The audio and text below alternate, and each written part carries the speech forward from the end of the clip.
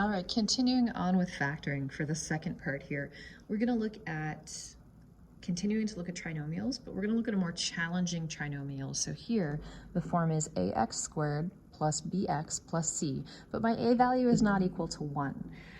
And if I look here, I have 5m squared minus 2m minus 3. I don't have a common factor that I can take out easily. So we have a choice actually of two different strategies for this.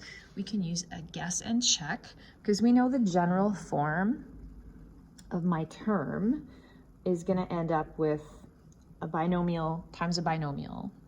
Okay, so we can use a guess and check, or we can use something called decomposition.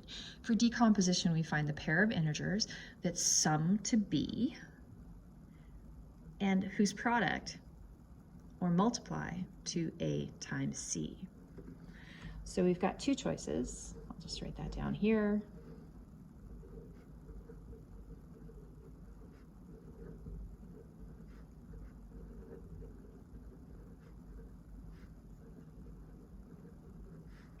Guess and check or decomposition.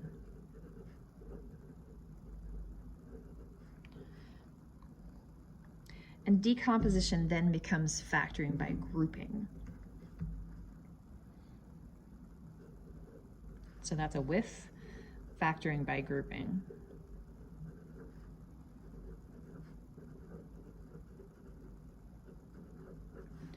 So we want two numbers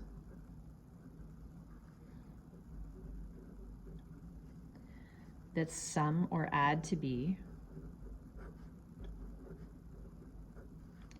and multiply to a times c. So the first one I'm looking at, 5m squared minus 2m minus 3. So I want two numbers that will sum to negative 2 and will multiply to negative 15. I do tend to write this down over here on the side. I'll move it over a little bit. I do tend to write this down because it makes it easier to keep track of, especially if you're doing guess and check and you may be trying to keep track of everything you've checked so far. So for decomposition, again, sum of minus 2 multiply to negative 15. Well, if two things add to negative 2, there could be a number of things that do that, but multiplying to negative 15, we really are left with negative 5, positive 3, or negative 3, positive 5. And in this case, to sum to a negative 2, we need to have a negative 5 and a positive 3. Okay, all right, we know that now, but what do we do with it? I'm going to rewrite this line. I'm going to do 5m squared minus 5m plus 3m minus 3. So if you're looking at that saying, what are you doing? She's changed the question. This piece here, I've broken up the minus 2m and rewritten it as minus 5m plus 3m. It's equivalent. These two expressions are equivalent, so I can certainly do that.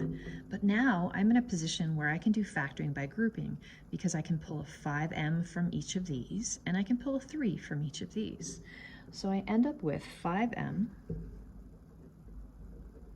times m minus 1 plus 3 times m minus 1. Now my m minus 1 is my common factor, so I pull that out to the front. And I'm left with 5m plus 3. It is entirely possible that you can come to this same solution using a guess and check method. And I know that people probably have more experience with that, so that's why I wanted to show you decomposition in my examples. And in the next example, 10x squared minus 13x minus 3. Again, it's a little ugly. I can't common factor anything out. Nothing immediately comes to mind, especially for a 13. It's a prime number, so it's a little weird to look at. But if we want to look at it again, we want it to sum to negative 13, and we want it to multiply to negative 30. What are those two numbers? Well, negative 15 and positive 2. So this becomes, now you got to decide where to put the 15 and where to put the 2. Let's see, I'm going to do 10x squared minus 15x plus 2x minus 3. And you'll see why in a second why I'm doing this. So this becomes, I'm going to pull a 5x out of each of those. So 5x. This becomes 2x minus 3. And here I also have a plus 2x minus 3, but I need to pull 2x minus 3 out as a factor. So I'm going to factor positive 1 out. And then I can put 2x minus 3 in brackets. Okay. So now, factoring by grouping, 2x minus 3 is my common factor. And here I have 5x plus 1. Maybe you're looking at it going, how did she figure that out? Yes, I did some work ahead of time, but the beauty of this is if you don't quite get what you expect, you can erase it and try again, right? Especially with guess and check. Even with decomposition, if I had put the 2x here, I could have factored something out as well. It just would have appeared a little bit differently. The process would be different, but I would end up with the same answer. Okay, and finally, looking at difference of squares. So we have a squared term minus a squared term. Really, that's the essence of it. It's about pattern recognition, about looking at the fact that you're given an expression with 2 terms and both of those happen to be perfect squares. So x squared minus 36. I have x plus 6, x minus 6.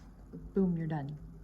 This one here, 16x to the 4 minus 25. It's a little bit different, right? Because now I have a coefficient and I have x to the 4 instead of x squared, but that is still a perfect square. I have 4x squared minus 5 and 4x squared plus 5. And maybe you're looking at that saying, can I do anything else with it? Nope, you can't do anything else with it because 5 is not a perfect square, although 4x squared is. Now from the other previous page, the example we had was 4x squared minus 1. That's still a perfect square because 1 is a perfect square. So this would be equal to 2x minus 1, 2x plus 1. Okay, so in summary, what are we going to look at? So the big thing here for factoring is pattern recognition. So you want to look for patterns and characteristics, and they will help guide you.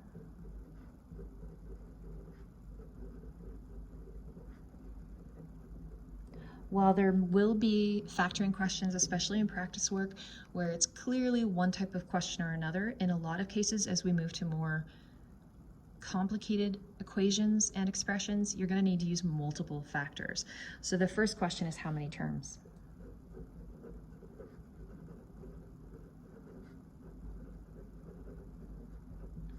If you have 2 terms,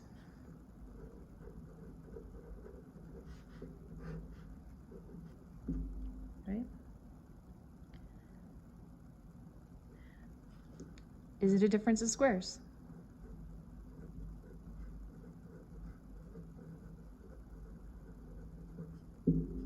Yes? No? Can you do common factor?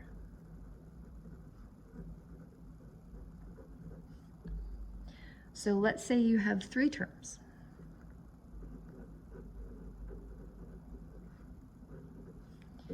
If you have 3 terms, can you common factor? Is it a simple trinomial?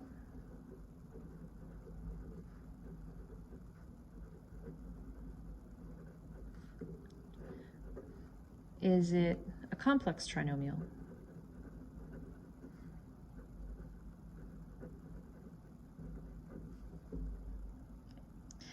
And then, what if you have 4 terms or more? Can you do common factor? Which really is factor by grouping.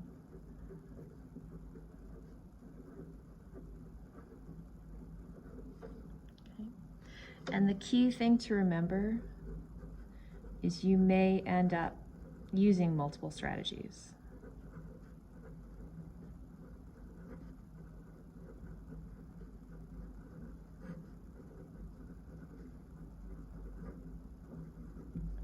All right, practice work for this is a worksheet which is posted for today as well. Have a look at that worksheet and let me know what questions you have. By the way, solutions are at the bottom so you can check your work too.